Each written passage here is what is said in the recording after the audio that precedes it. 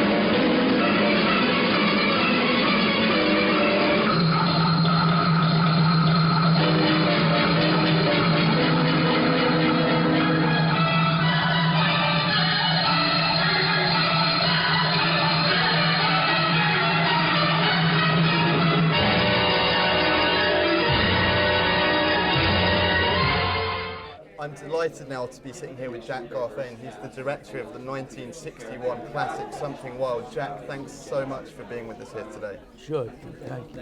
And your first screening is tonight, I believe. It's a restored print of the film as well. Yes, yeah. As far as I know, because I offered to get the film from the Telluride Festival, which is beautiful, a restored film at MGM, but the people here said they had an excellent copy.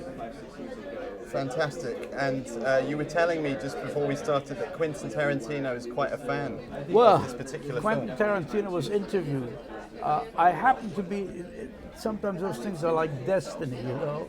I happen to be in LA and on the radio, on the car radio, there's an interview with Tarantino. The Huffington Post interviews him, and he says, "I love Something Wild, the film." He says, "Ralph Meeker's performance," he said, "is equal to Brando's performance in Streetcar." I'd never met Tarantino, I didn't know him, but it was very nice that, you know, that he saw that and that he saw Ralph, that he appreciated what Ralph did, you know. Well, it's perfect that you mentioned Ralph. Ralph is the main reason that I myself will be going to see it for the first time ever tonight. Well, all I can tell you is that I met his ex-wife when the film was shown in LA. And she came up to me after the screening. I never met her before.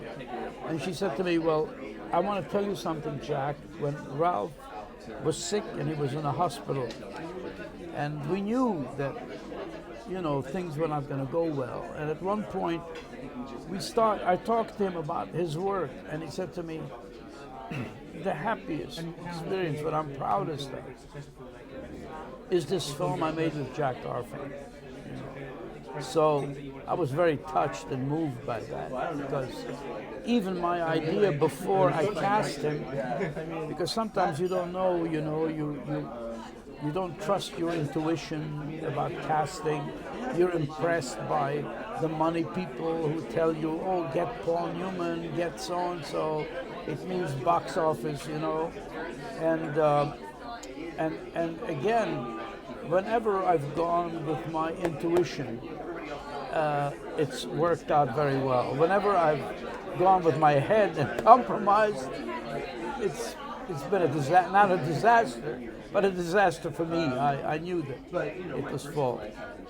So the Prince that is showing this evening, how long has this been doing the festival circuit? Is this a recent thing, this new restored print? Yeah, I think in the last 2 years they restored it. Yeah.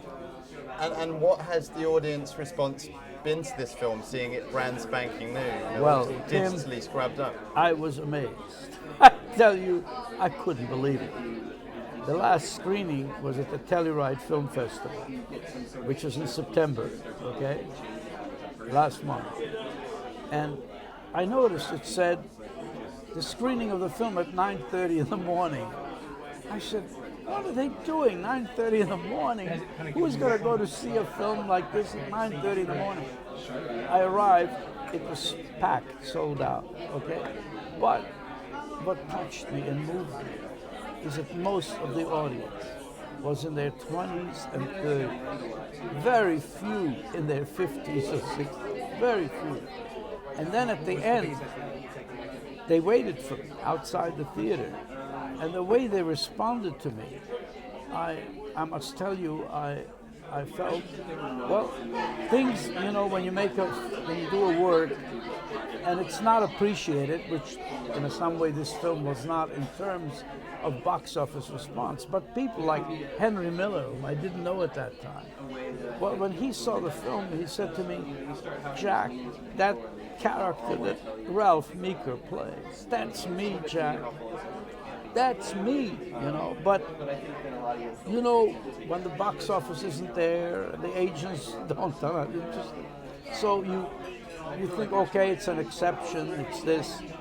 But recently, the fact that people who weren't even born when this film was made were saying things to me that were so important and remarkable that I felt, okay.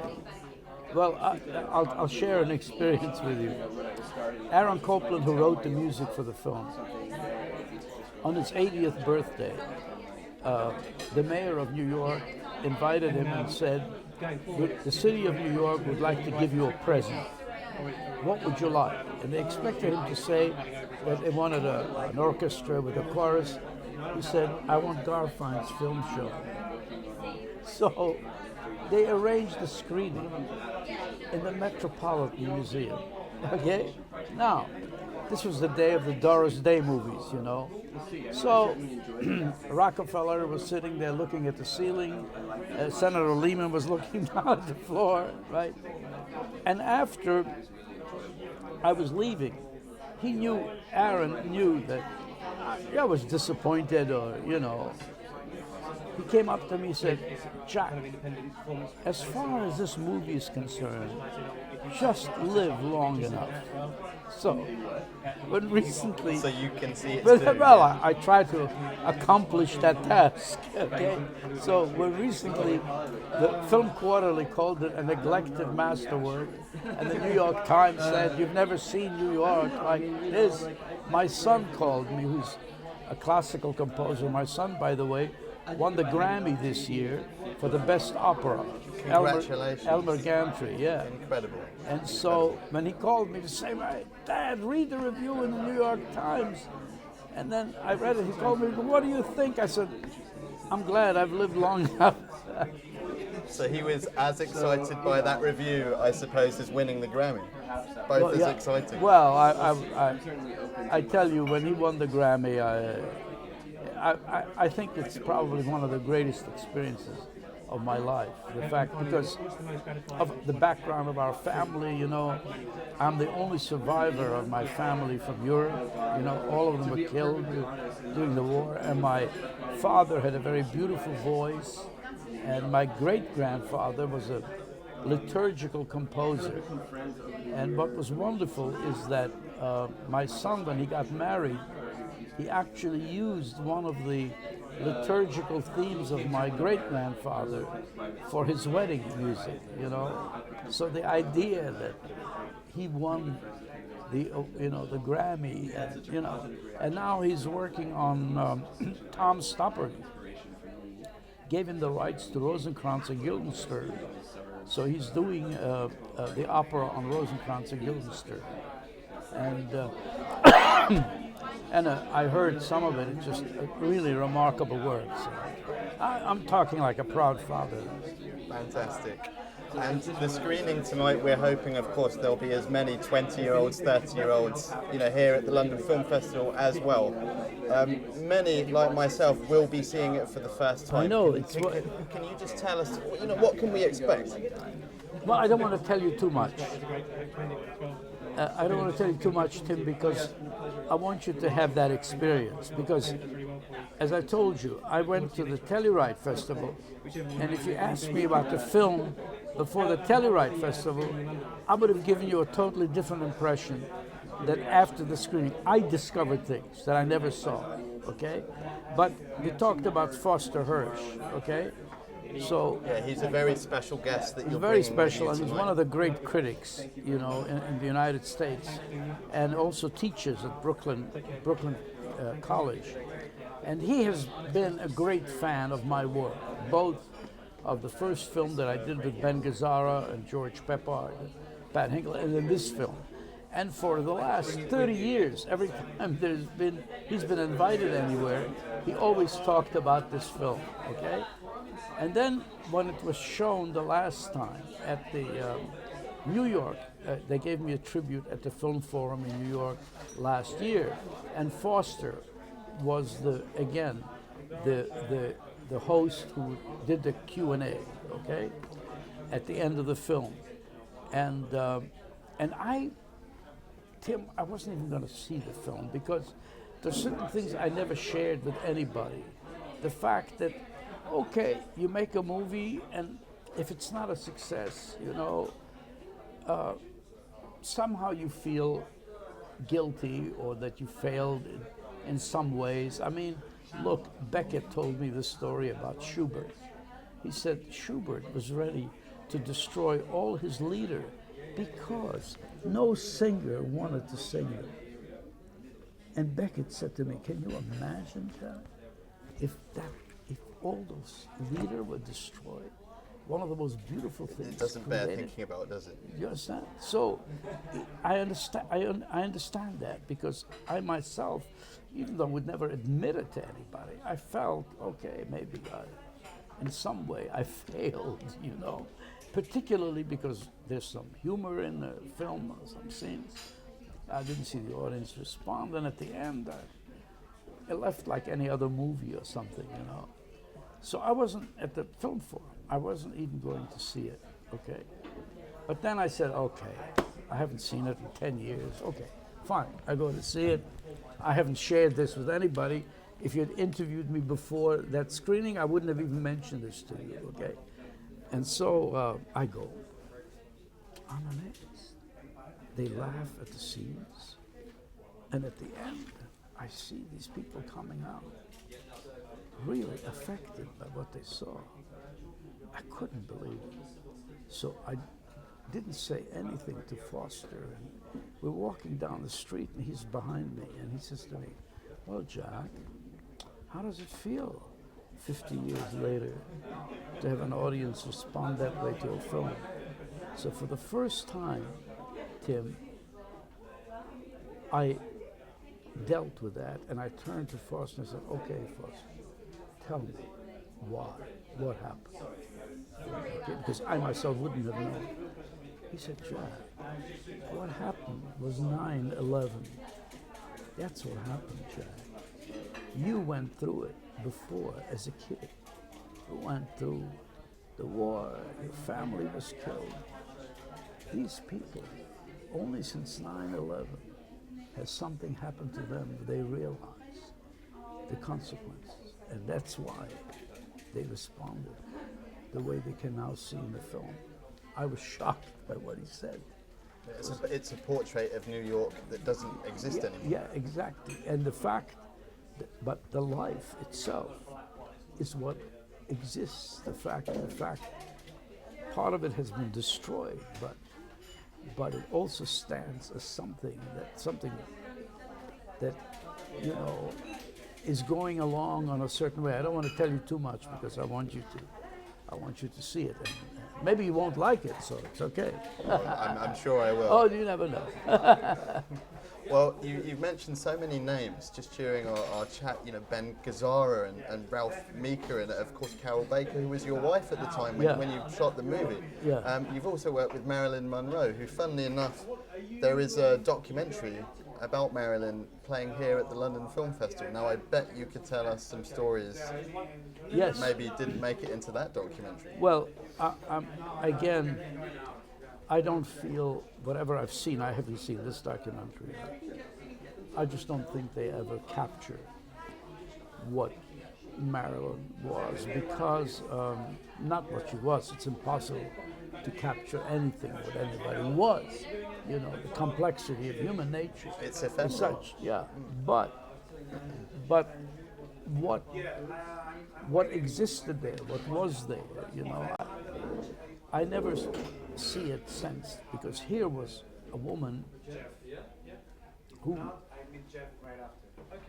had a great deal inside of herself at a period where, much less than today, the response to a woman was physical.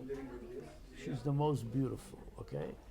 She knew the fact that people responded to that, and she felt, I think, in my sense of Marilyn was that she wanted to make people happy, because in life everything is hidden in terms of men, women, relationships, and she was open.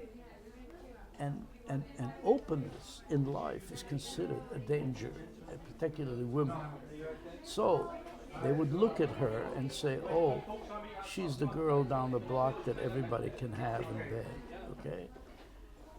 But she wouldn't let that spoil her sense of giving pleasure to people. The fact that there she was, beautiful, but she would look at you and you felt that you had she desired you, or she thought you were okay, She wasn't afraid of that.